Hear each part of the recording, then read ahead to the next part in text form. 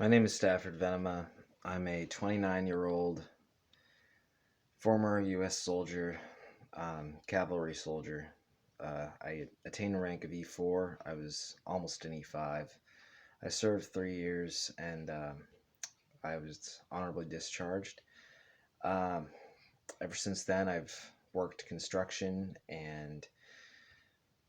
labor and pretty much a jack of all trades in my area up in Maine. Um, Up here where I live, there's a very short season to make money. It's pretty much when it's warm out, and then when it's cold out, there's not much to do. But there's a number of ways you can make money. You can make money laboring. You can make money driving a dump truck, or you know. But these are seasonal. The rest of the year there really isn't anything except for minimum wage jobs. So you you have people that will make $500 to $1,000 a day in the on season in the summer, and then in the off season they will be making minimum wage, and they are blessed if they make that, and it's very very sad. I miss the army every day. Um, I have two kids now. Kind of complicates things. If it wasn't for my kids and some other issues, I would be back in a heartbeat because I miss it. I pay $895 for this here single wide that I live in up here, and it is about 2 degrees below zero, I believe, outside with the wind chill factor factored in. So today, I kind of wanted to talk about. Oh yeah, and another thing, I'm in college right now in my third year of bachelor's program for justice studies, because justice is important, and that ties in very much with my topic. This is my first of these types of videos. The people in my life always tell me that I never shut up about the issues of the world, and that it gets to be a bit much. So I figured, what better platform than to make a video about it? So, without further ado,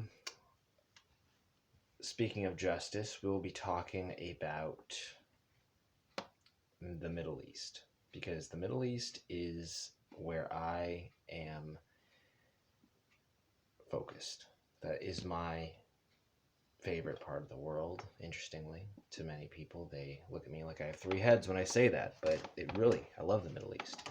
It's a beautiful, beautiful place, although I like to see it outside of the context of, professional,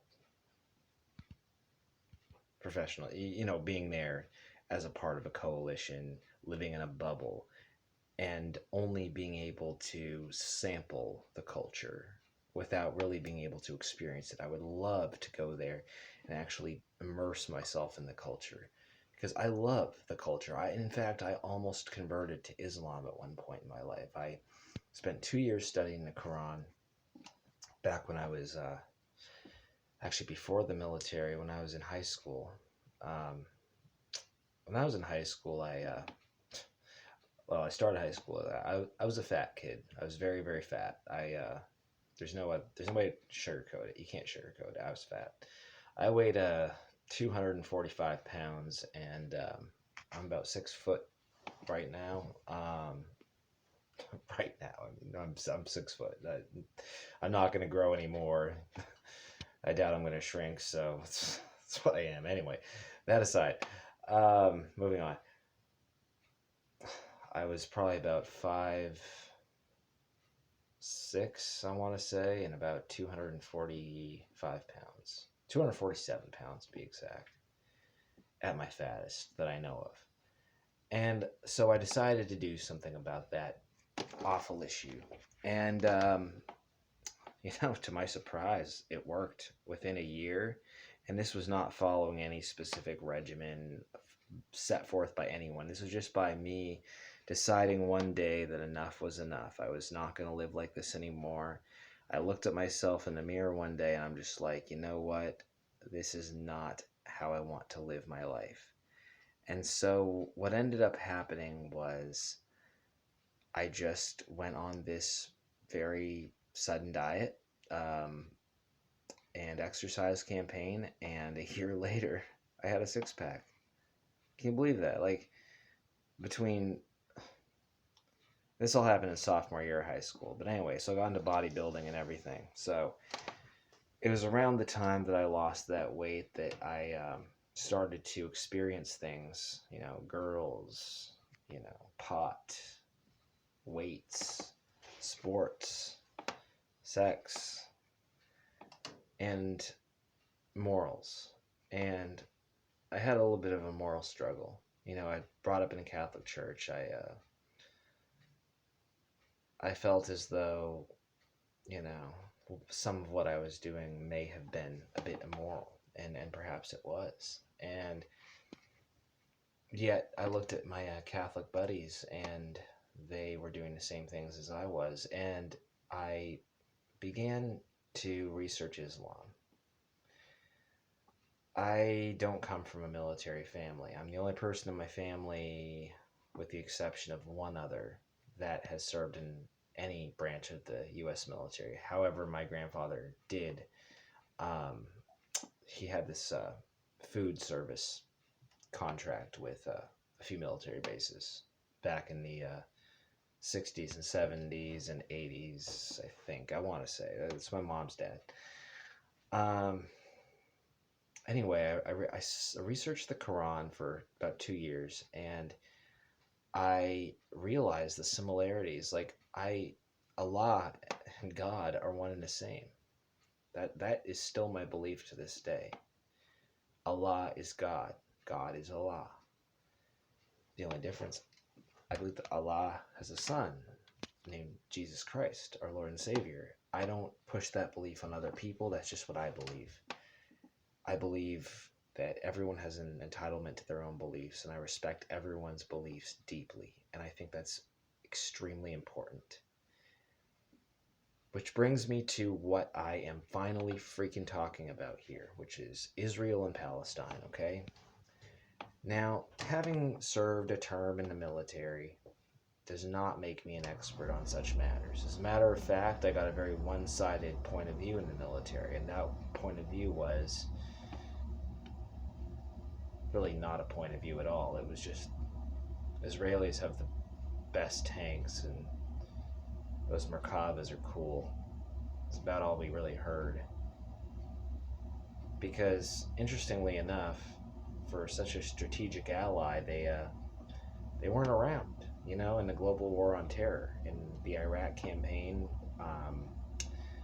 They weren't around, and doing some research, they were not around during the years of Operation Iraqi Freedom. They were not around, obviously during Operation New Dawn, and they were not around after the pullout, which was a complete disaster, complete freaking mistake, because those poor Iraqi soldiers were just not ready. It's not their fault. I think the media like to portray them as turncoats, or people who just turn around. It's not the case. They weren't ready. Half of them were in training. I mean, imagine trying to do basic training. I remember my basic training at Fort Knox, Kentucky, and 19 kilo Tankerosa, and it was it was shitty enough. I couldn't imagine having to do that in an active war zone. Have to train to be a soldier in the same place you're going to be fighting in. And that's exactly what they were doing, and they were still very much a developing army. I mean, it took our military centuries to become what it is now. And we still aren't perfect. I mean, we're pretty damn good, but I mean, we're not perfect. But, no, I was a pretty good soldier. I never really had an opinion on it one way or the other, until I really started doing some digging, and I realized what a fucking injustice this is. This is terrible.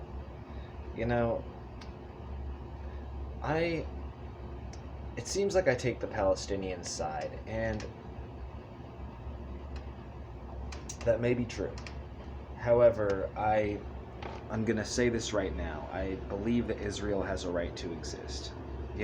However Israel started is irrelevant. Um, Maybe it didn't start on the best of terms, much like the United States. It was land that was, had been lived on by the Palestinians. It wasn't right that they took it, but we can't reverse time. That's something we cannot do. All we can do is make the most out of the future that has been set forth for us. And the past has paved a way to the future. We are one day going to be part of the past. What kind of future do we want to pave our way towards? The reason that I am more sympathetic to the Palestinian cause is, for one, they were there first. Maybe it's because I have Native American blood, who knows? Maybe it's because I've had a lot of contact with Arabs and very little with Israelis. I will admit to feeling some sort of way when I found out that Israelis never participated in a global war on terror, considering the fact that they are supposedly our strategic ally in the Middle East, and yet never once did they help us in, Iraq or Afghanistan. American soldiers were getting killed in both countries, and that's in a neighborhood. You'd think that, that war criminal Netanyahu would think to maybe send some of his guys to help his best strategic ally, but really it seems to be a one-way street.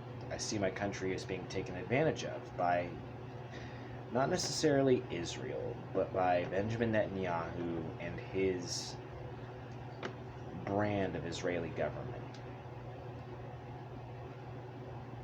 By the way, there's been charges brought up against him, criminal charges. So it's not just me saying this. This is something that it's factual. It's based in fact. And God willing, he will end up in prison one day. God willing, he will face due process, that he will be tried, given a fair trial. And if the outcome is guilty, that he face the music in the form of jail. I am not an advocate of violence, unless it's obviously to defend yourself or those dear to you, or any innocent person. I like to do things more diplomatically. Unfortunately, I'm not a world leader. If I was, this is how I would do it. If I was the president of the United States, I would say to Israel, look, Israel, this thing between you and the Palestinians has been going on long enough. You spent a lot of time parsing words, and it's time for some action in doing the right thing. The right thing is a two-state solution. That's always been the right thing. And I think that, one of the few things of value that Barack Obama did while in office was to advocate for a two-state solution, but he really kind of still played right into Netanyahu's hands. Donald Trump openly, the blowhard, endorsed Netanyahu and completely, this so-called historic peace deal with the UAE only isolates the Palestinians. So how is it historic and great? All it does is benefit Israel more. All it means is that that's one less place that Palestine can get help from. It's really sad, actually. I feel terrible for these people. So anyway, if I were president, I would say, look, we give you more than $3 billion a year. And without that $3 billion a year, your situation would be very precarious financially. We don't have an intention of withholding it forever, but we do feel as though we will pay it for one more year, after which it will be suspended, as a courtesy, just to say, it's kind of like a landlord, saying, hey, you're evicted, get out tomorrow. We're not going to do that. Or if I were in charge, we wouldn't. Yeah, we'd say, this year's payment will be the last until you fix this. Until this thing is worked out to a two-state solution, that $3.8 billion will be withheld. And in either event, that $3+ billion will be, that whole arrangement will be reassessed. I mean, they'll get something, but I don't think that $3.8 billion is really worth. I don't think that what they do for our country, which is still, I'm unclear on what that is exactly, is worth $3.8 billion. I think that we have homeless people in the streets here. We have people in Iraq and Afghanistan who are homeless because of airstrikes. I think that there is so much more that we could be doing with that money. But, hey, this is what I would say. Two-state solution, as close to 50-50 land split as possible. Neither side gets to settle on the opposite side of the border. Two states, Israel on one side, Palestine on the other side. Each sovereign, each able to govern themselves. And the Israeli argument that there are plenty of Islamic nations just doesn't hold up. It doesn't matter how many Islamic nations there are, because they're all wrong about it. Palestinians are a group that includes Christians and Muslims, and it's not just about faith, it's also about culture. And Palestine is a nation. There may be plenty of places for Muslims to go, but how many places are there for Palestinians to go and be able to say, this is my homeland, I am standing on the land of my ancestors? There's something powerful about that. And the Jews deserve it too. So that's why a two-state solution is the right thing to do. Jerusalem is a very... So say we get the 50-50 split. Now, Jerusalem is obviously the big question. Who do I think it should go to? If I were the American president and I were saying, look, I'm going to withhold this money until you fix this shit, what would my suggestion be? Because it's not the American president's role to tell these countries what they're going to now do. Because now it's two countries. You don't get to tell either of them what they have to do. But what would I suggest that would be fair? I would suggest that it not be governed by either country, that it be protected by both countries, but that it be a Vatican-like zone that is governed by neither Israel nor Palestine, because it's too important to too many people across the world. It's too important to Muslims. It's too important to Jews. It's too important to Christians for any one group to have control over it.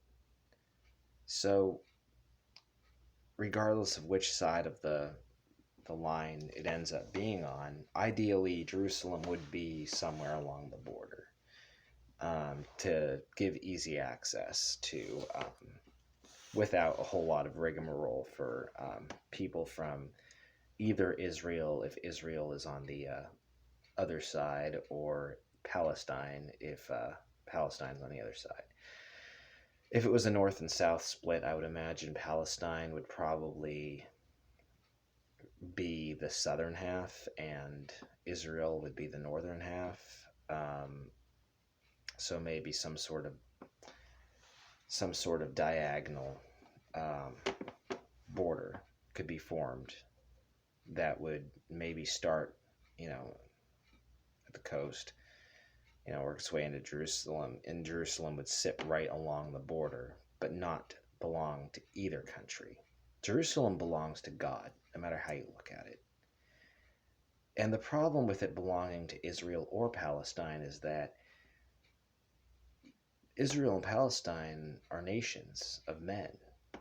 How can a city of God be ruled over by men? It can't. However, decisions need to be made by someone, by someone here on Earth, obviously. There are people who live there. This is my suggestion.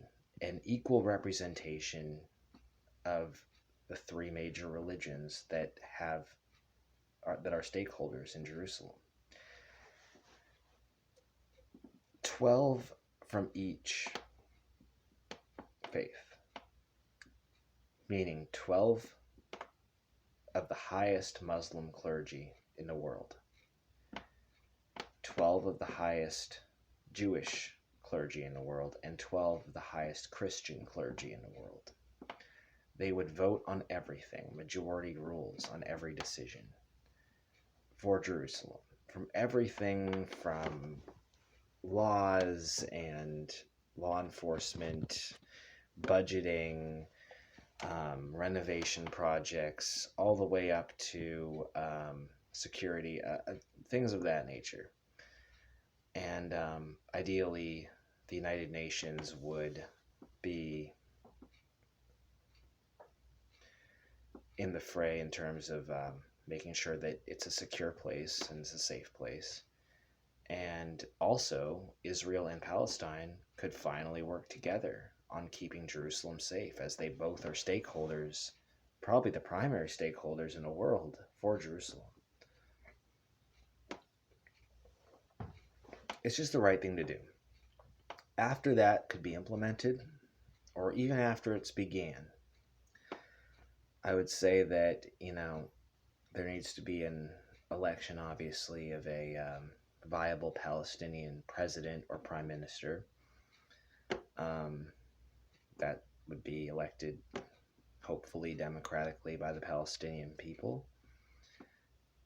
And once that's done and the Palestinians have their idea for government and the lines are drawn and agreed upon by both sides, the money keep flowing back, and retroactively it would flow back. So each side would get a big check. Now, when I say each side, this is the change I was talking about.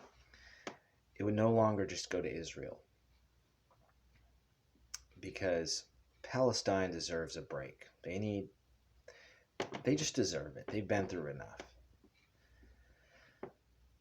My proposition would be to reduce the $3.8 billion a year to $3 billion a year. Give the 0.8 to